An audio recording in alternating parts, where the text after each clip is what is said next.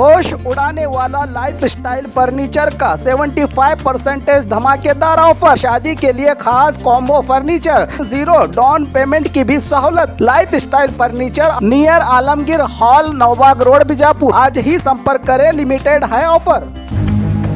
ನಮ್ಮ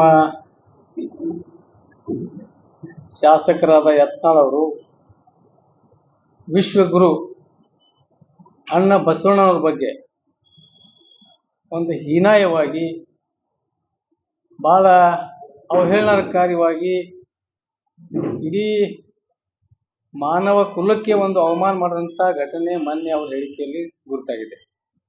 ಅದೇನೆಂದರೆ, ಪೂಜ್ಯ ಬಸವಣ್ಣವರು ಹೊಳೆಗೆ ಹಾರಿದ್ರು ಅಂತ ಹೇಳಿದ್ರು. ಈ ರೀತಿ ಅವರು ಇಷ್ಟು ದಿವಸ ಮಠಾಧೀಶರ ಬಗ್ಗೆ ಹೇಳ್ತಿದ್ರು, ಸಾಹಿತ್ಯ ಬಗ್ಗೆ ಟೀಕೆ ಮಾಡ್ತಿದ್ರು, ರಾಜಕಾರಣಿಗಳ ಬಗ್ಗೆ ಟೀಕೆ ಮಾಡ್ತಿದ್ರು, ಮತ್ತು ಎಲ್ಲ ಬುದ್ಧಿಜೀವಿಗಳ ಬಗ್ಗೆನೂ ಕೂಡ ಸಾಕಷ್ಟು ಸಲ ಟೀಕೆ ಮಾಡಿದ್ದು ನಾವು ನೋಡಿದ್ದೇವೆ. ಆದರೆ ಇತ್ತಿತ್ತಲಾಗಿ ಯಾಕೋ ಏನು ಪೂರ್ತಿನೇ ತಲೆ ಕೆಟ್ಟಂಗೆ ಮೊದಲು ನಮಗೆ ಸ್ವಲ್ಪ ಅರ್ಧಂಬರ್ಧ ಆಗಿರ್ಬೇಕು ತಿಳ್ಕೊಂಡಿದ್ದೆ, ಇವತ್ತು ಪೂರ್ತಿನೇ ತಲೆ ಕೆಟ್ಟಂಗೆ ಅನಿಸ್ಲಾಕತ್ತದೆ. ಯಾಕಂದರೆ ಒಂದು ವಿಶ್ವಗುರು ಇವತ್ತು ಇಡೀ ಮಾನವ ಕುಲಕ್ಕೆ ಅವರ ಒಂದು ಆದರ್ಶರಾಗಿ ಇಡೀ ವಿಶ್ವಕ್ಕೆ ಒಂದು ಅವರ ಆದರ್ಶ ನಾವು ಇವತ್ತು ಪಾಲಿಸ್ತಾ ಇದ್ದೇವೆ. ಈ ಇಡೀ ವಿಶ್ವ ಬರೀ ನಮ್ಮ ಭಾರತ ದೇಶ ಅಲ್ಲ, ನಮ್ಮ ನಾಡಲ್ಲ, ನಮ್ಮ ಜಿಲ್ಲೆಯ ಜನ ಅಲ್ಲ, ಈ ವಿಶ್ವಗುರು ಅನ್ನೇ ಒಂದು ಖ್ಯಾತ ಆದಂಥ, ಎಲ್ಲರೂ ಅವರಿಗೆ ಗೌರವ ಕೊಡುವಂಥ ಒಂದು ಮಾನವತ್ವವಾದಿ ವಿಶ್ವಗುರುಗೆ ಒಂದು ಅವಮಾನ ಮಾಡಿ ಇವತ್ತು ಆತ್ಮಹತ್ಯೆ ಮಾಡ್ಕೊಂಡನ ಬಸವಣ್ಣ ಅಂತ ಹೇಳಿ ಹೇಳಿಕೆಯನ್ನು ಕೊಟ್ಟರಲ್ಲ, ಇದಕ್ಕೆ ನಾವು ಭಾಳ ತೀವ್ರವಾಗಿ ಖಂಡಿಸುತ್ತೇವೆ. ಅದಕ್ಕಾಗಿ ಮಾನ್ಯ ಯತ್ನಾಳ್ ಅವರು ಎಲ್ಲ ನಾಡಿನ ಎಲ್ಲ ಜನರಿಗೆ ಇವತ್ತು ಬೇಷರತ್ತಾಗಿ ಕ್ಷಮೆ ಕೇಳಬೇಕು ಈ ವಿಷಯಕ್ಕೆ. ಮತ್ತು ಈಗಾಗಲೇ ನಾಡಿನ ಎಲ್ಲ ಹಿರಿಯ ಮಠಾಧೀಶರುಗಳು, ವಿವಿಧ ಸಂಘ ಸಂಸ್ಥೆಗಳು ಮತ್ತು ವೀರಶೈವ ಮಹಾಸಭೆಯ ಎಲ್ಲ ನಾಯಕರುಗಳು ಆಗಲಿ, ಜನಪ್ರತಿನಿಧಿಗಳು ಮತ್ತು ಸಾಕಷ್ಟು ಸಾಹಿತಿಗಳು ಇದರ ಬಗ್ಗೆ ಖಂಡಿಸಿದ್ದಾರೆ ಮತ್ತು ಭಾಳ ತೀವ್ರವಾಗಿ ಅಸಮಾಧಾನ ವ್ಯಕ್ತಪಡಿಸಿದ್ದಾರೆ. ಅದಕ್ಕಾಗಿ ಇದು ನಮ್ಮ ಈ ರೀತಿ ಹೇಳಿಕೆಯಿಂದ ಬಸವನಗೌಡರಿಗೆ ಒಬ್ಬರಿಗೆ ಇದು ಸೀಮಿತ ಅಲ್ಲ. ಯಾಕಂದರೆ ಈ ರೀತಿ ನಗರದ ಬಿಜಾಪುರ ಶಾಸಕರಿಂದ ಈ ಬಿಜಾಪುರದ ಜಿಲ್ಲೆಯ ಜನತೆಗೆ ಕೂಡ ಇದು ಭಾಳ ಒಂದು ಮಾರಕ ಆದಂಥ ಒಂದು ವಿಷಯ ಇದೆ. ಯಾಕಂದರೆ ಈ ರೀತಿ ಅವರು ಎಲ್ಲ ಕಡೆ ವಿಜಯಪುರ ನಗರ ಶಾಸಕರು ಬರೀ ಅವರು ಬಸವನಗೌಡ ಪಾಟೀಲ್ ಯತ್ನಾಳ್ ಹೇಳ್ಕೊಂಡು ಏನಾರ ಸ್ಟೇಟ್ಮೆಂಟ್ ಬರ್ತಿದ್ರೆ ಏನೋ ನಮಗೇನು ಅನಿಸ್ತಿತ್ತಲ್ಲ, ಯಾರೋ ಒಬ್ಬ ಹೇಳಂತ ಆಗ್ತಿತ್ತು. ಆದರೆ ವಿಜಯಪುರ ನಗರ ಶಾಸಕರು ಇಡೀ ಜನರಿಗೆ ಅದು ನಮ್ಮೊಬ್ಬ ಪ್ರತಿನಿಧಿ ಈ ರೀತಿ ಹೇಳಿಕೆ ಕೊಡೋದ್ರಿಂದ ಇಡೀ ಅವರ ಕ್ಷೇತ್ರದ ಅವ್ರ ಜಿಲ್ಲೆಯ ಜನರಿಗೆ ಇದನ್ನು ಕೂಡ ನಮಗೆ ಕೆಟ್ಟ ಅನಿಸ್ತಾ ಇದೆ. ಯಾಕಂದ್ರೆ ನಾವು ಬೇರೆ ಕಡೆ ಎಲ್ಲರೂ ಹೋದಾಗ ಏನ್ರಿ ನೀವು ವಿಜಯಪುರ ಜಿಲ್ಲೆಯವರು, ಅವರು ಏನು ನಿಮ್ಮ MLA ಇಷ್ಟ ಹುಚ್ಚಿಗಿಚ್ಚಾಗ ನಾನು ಬಸವಣ್ಣ ಬಗ್ಗೆ ಈ ರೀತಿ ಮಾತಾಡ್ತಾನೆ ಅಂತ ಹೇಳಿ ನಮಗೆ ಸಹಿತ ಜನ ಬೈಲಾಕತ್ತಾರ. ಅವ್ನ ಹೇಳಿಕೆಯಿಂದ ನಮ್ಮ ಜಿಲ್ಲೆಯ ಜನರಿಗೆ ಓದ್ಕೊಳ್ಳಿ ನೀವು ಬಿಜಾಪುರದವ್ರು ಅಂತ ನಾವು ಬಿಜಾಪುರದ ಅಲ್ಲತಿ ಹೇಳುವಂಥ ಪರಿಸ್ಥಿತಿ ಬಂದದ ಈಗ ಯತ್ನಾಳ್ ಸರಾಗ. ಯಾಕಂದ್ರೆ ಎಲ್ಲಿ ಏನು ಆಗ್ಲಾಕತ್ತಂದ್ರೆ ಈ ರೀತಿ ಹುಚ್ಚುಚ್ಚರಾಗಿ ಏನೇ ಮಾತಾಡೋದ್ರಿಂದ, ಟೀಕೆ ಟಿಪ್ಪಣಿ ಮಾಡೋದ್ರಿಂದ ನಮಗೆ ಸಹಿತ ಬಿಜಾಪುರದವ್ರ ಹೇಳಕ್ಕೆ ನಾಚಿಕೆ ಬರ್ಲಾಗತ್ತದ ನಮಗೆ.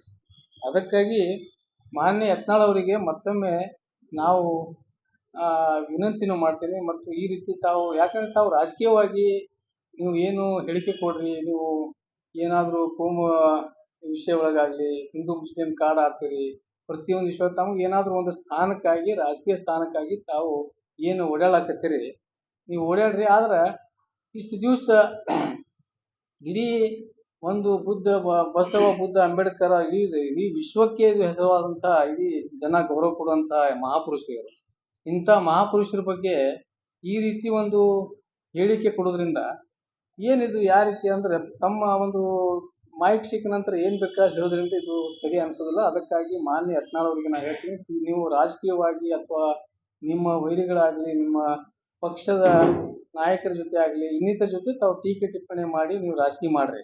ಆದರೆ ಇಂಥ ಒಬ್ಬ ಮಹಾಪುರುಷ ಇಡೀ ವಿಶ್ವಕ್ಕೆ ಒಂದು ಮಾನವತಾವಾದಿ ಸಂದೇಶ ಕೊಟ್ಟಂಥ ಒಬ್ಬ ವಿಶ್ವಗುರು ಬಸವಣ್ಣವ್ರ ಬಗ್ಗೆ ಈ ರೀತಿ ತಾವು ಹೇಳಿದ್ರಿಂದ ಅದಕ್ಕಾಗಿ ಇದು ಮತ್ತೊಮ್ಮೆ ನಾವು ಖಂಡಿಸ್ತೇವೆ. ತಾವು ದಯವಿಟ್ಟು ಬೇಷರತ್ತಾಗಿ ಕ್ಷಮೆ ಕೇಳಬೇಕು.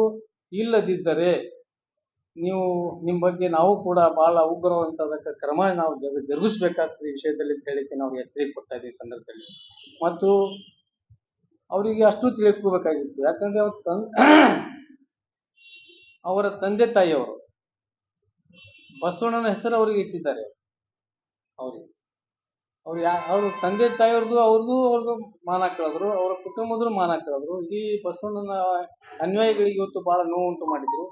ಈ ರೀತಿ ನಾನು ಅವರಲ್ಲಿ ಈ ರೀತಿ ಬಸವಣ್ಣ ಬಗ್ಗೆ ಒಂದು ಆತ್ಮಹತ್ಯೆ ಮಾಡ್ಕೊಂಡ್ರ ಬಸವಣ್ಣ ಅಂತ ಹೇಳಿದ್ರ, ಅದಕ್ಕಾಗಿ ನಾವೇನ್ ಹೇಳ್ತೀವಿ, ತಾವೇನು ಹೇಳಿಕೆ ಕೊಟ್ಟಿರಲ್ಲ. ಅದಕ್ಕಾಗಿ ತಾವು ಕೂಡ ಇವತ್ತು ಆತ್ಮಹತ್ಯೆನೇ ಮಾಡ್ಕೋಬೇಕು. ಯಾಕಂದ್ರೆ ತಮ್ಮ ಹೆಸರು ಬಸವಣ್ಣನ ಹೆಸರು ಇಟ್ಟಿದ್ದಾರೆ.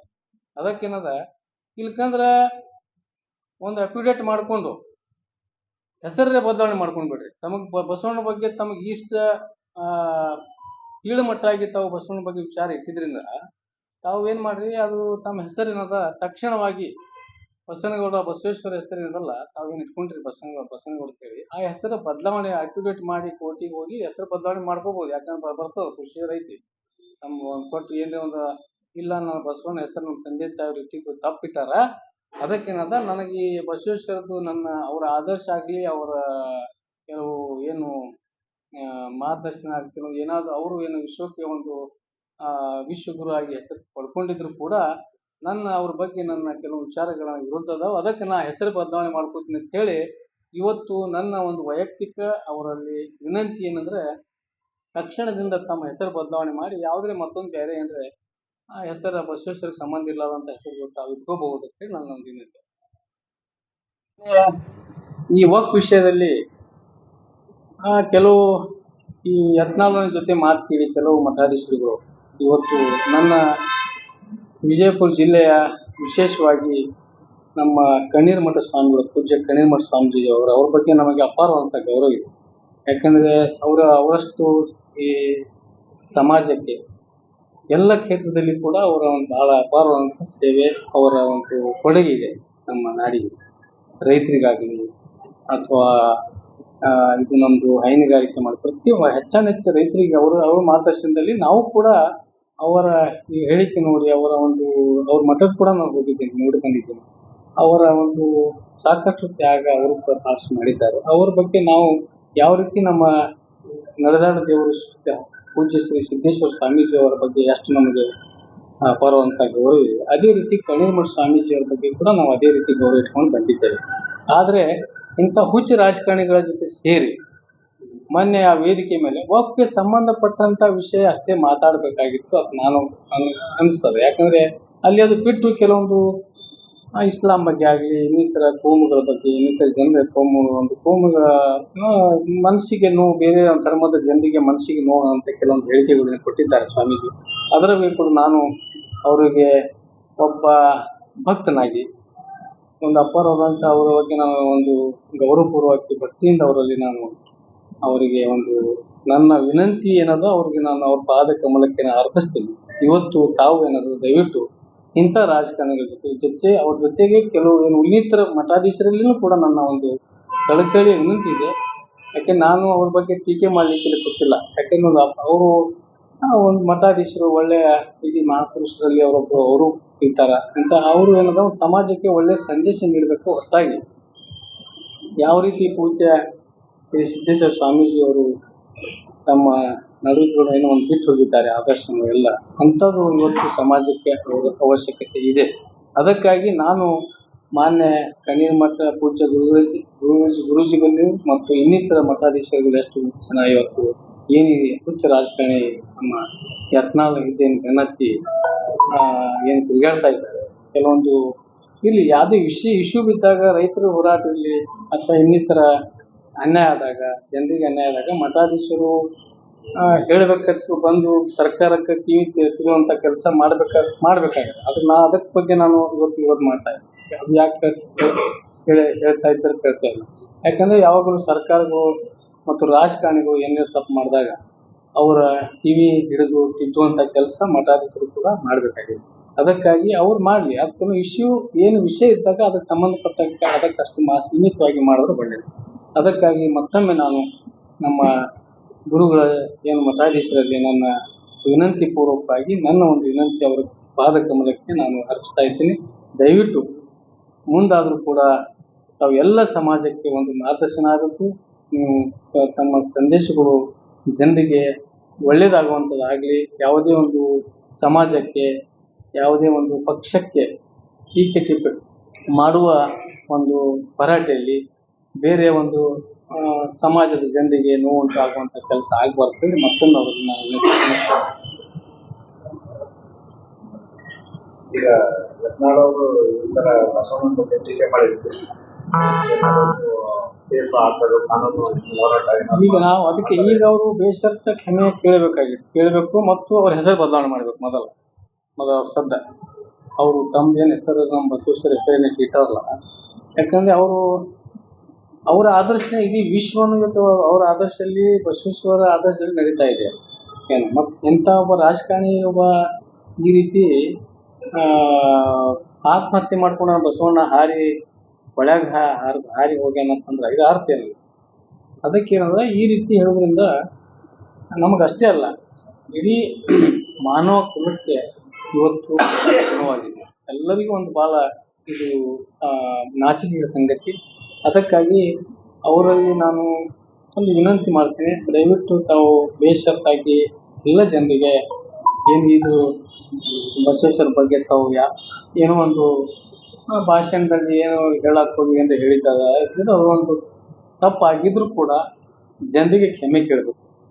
ಇದೇ ರೀತಿ ನೀವು ರಾಜಕಾರಣಿಗಳಿಗೆ ಹೇಳ್ದಂಗ, ಬೇರೆ ಒಂದು ಬುದ್ಧಿಜೀವಿ ಮಾತಾಡ್ದಂಗ ಮತ್ತು ಈ ರೀತಿ ಬಸವೇಶ್ವರಿಗೆ ಮಾತಾಡಕತ್ತಾರ ಅಂದ್ರೆ ಏನಾಗ್ಯದ? ದಯವಿಟ್ಟು ಅದಕ್ಕೆ ನನಗೆ ಅನಿಸ್ತಾ ಇರ್ತದೆ. ನಾವು ಕೂಡ ಈಗ ಇನ್ನೊಂದು ವಿಚಾರ ನಾವೇನು ಮಾಡಕತ್ತೀವಿ ಅಂದ್ರೆ, ಸರ್ಕಾರ ಈ ಸಲ 2-3 ಸಲನೂ ನಾವು ತಮ್ಮ ಪತ್ರಿಕಾ ಮಾಧ್ಯಮದ ಮುಖಾಂತರ ಸರ್ಕಾರಕ್ಕೆ ಮನವಿ ಮಾಡಿದ್ವಿ. ನಾವು ಮಾನಸಿಕ ಸ್ಥಿತಿ ಪೂರ್ತಿ ಕಳ್ಕೊಂಡಾರ. ದಯವಿಟ್ಟು ಸರ್ಕಾರಿ ವೆಚ್ಚದಲ್ಲಿ ಇವರಿಗೆ ಸ್ವಲ್ಪ ಎಲ್ಲಾದರೂ ಹೆಚ್ಚಿನ ರೀತಿಯಲ್ಲಿ ಇಲ್ಲಿ ಆಗಿಲ್ಲ ಅಂದ್ರೆ ಫಾರಿನ್ ಕರೆಕ್ಟ್. ಯಾಕಂದ್ರೆ ಈಗ ಶಾಸಕರಿಗೆ ಇದು ಐತದೆ ಖರ್ಚು ಸರ್ಕಾರದಿಂದ ತೋರಿಸ್ಕೊಳಕ್ಕ, ಚಿಕಿತ್ಸೆ ಪಡ್ಕೊಳಕ್ಕ ಫ್ರೀಯಾಗಿ ಮಾಡಕ್ಕೆ ಐತಿ. ಮಾನ್ಯ ಸಿದ್ದರಾಮಯ್ಯ ಸಾಹೇಬರಿಗೆ ನಾನು ವಿನಂತಿ ಮಾಡ್ತೀನಿ, ಮತ್ತು ಇನ್ನೊಮ್ಮೆ ನಮ್ಮ ಆರೋಗ್ಯ ಸಚಿವರಾದ ದಿನೇಶ್ ಗುಂಡೂರಾವ್ ಸರ್ಗೂ ನನ್ನ ವಿನಂತಿ ಐತಿ. ತಾವು ಇದೇ ಮೊನ್ನೆ ಹೆಂಗಾರು ನಮ್ಮ ಮುಂದೆ 9 ತಾರೀಕಿಗೆ ಈಗ ಬೆಳಗಾವಿ ಅಧಿವೇಶನ ಪ್ರಾರಂಭ ಆಗ್ತದೆ. ಅದಕ್ಕಿಂತ ಮುಂಚೆ ಅಲ್ಲಿ KL ಒಳಗಾಗಲಿ ಅಥವಾ ಇಲ್ಲಿ ಏನು ಪರಿಸ್ಥಿತಿ ಏನು ಸ್ವಲ್ಪ ಮೈಂಡ್ ಇವ್ರದ್ದೇನು ಯಾಕೆ ಈ ರೀತಿ ಹುಚ್ಚುಚ್ಚರಂಗೆ ಯಾಕೆ ಮಾಡ್ಲಕತ್ತಾರ ಇವ್ರು ಅನ್ನೋದು ಅದರ ಬಗ್ಗೆ ಸ್ವಲ್ಪ ಕ್ಲಾರಿಫೈ ಸ್ವಲ್ಪ ಅಲ್ಲಿ ಚಿಕಿತ್ಸೆ ಪಡ್ಕೊ ಮಾಡಿದ್ರೆ ಒಳ್ಳೇದಾಗ್ತದೆ. ಇಲ್ಲದಿದ್ದರೆ ಇವ್ರಿಗೆ ಸರ್ಕಾರ ಮಾಡಿಲ್ಲ ಅಂದ್ರೆ ನಾವೇನಾದ ಜನರಲ್ಲಿ ನಾವು ರೊಕ್ಕ ಎತ್ತಿರಿ ನಾವು ದೇಣಿಗೆ ಎತ್ತಬೇಕಂತ ಮಾಡೇವು.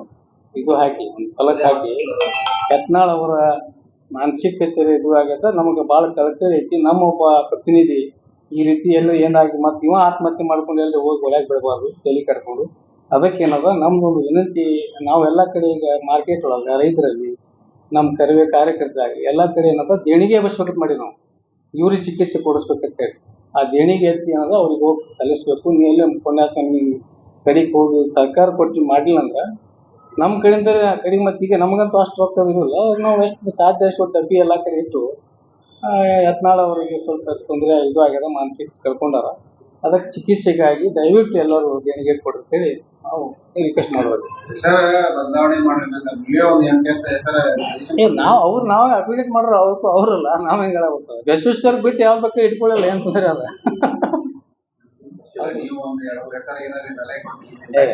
ಮತ್ತೊಬ್ಬರ ಹೆಸರು ನಾವ್ ಹೇಳಕ್ ನಾವಂಗ ಇವಾಗ ತಂದೆ ತಾಯಿ ಅವ್ ಚಲೋ ಇಟ್ಟು ಹೆಸರು ಇಟ್ಟಿದ್ದು ಅದಕ್ಕೆ ಅವ್ರ ತದ್ವಿರುದ್ಧ ಆಗ್ಯಾರ ಅಂದಾಗ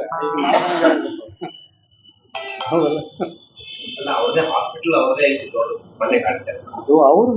ಅವ್ರು ಅದಕ್ಕೆ ರೀ ಅವ್ರು ಯಾರು ಹಾಸ್ಪಿಟಲ್ ಏನ್ ಯಾರು ಎಷ್ಟೆಷ್ಟು ಇರ್ಬೋದು ಅಲ್ಲಿ ಅದು ಇದು ಇದ್ದಿರ್ಲಿಕ್ಕಿಲ್ಲ ಅಲ್ಲಿ, ಅಲ್ಲಿ ಇದ್ರದ್ದು ಸ್ಪೆಷಲಿಸ್ಟ್ ಇರ್ಲಿಕ್ಕಿಲ್ಲ ಅಲ್ಲಿ.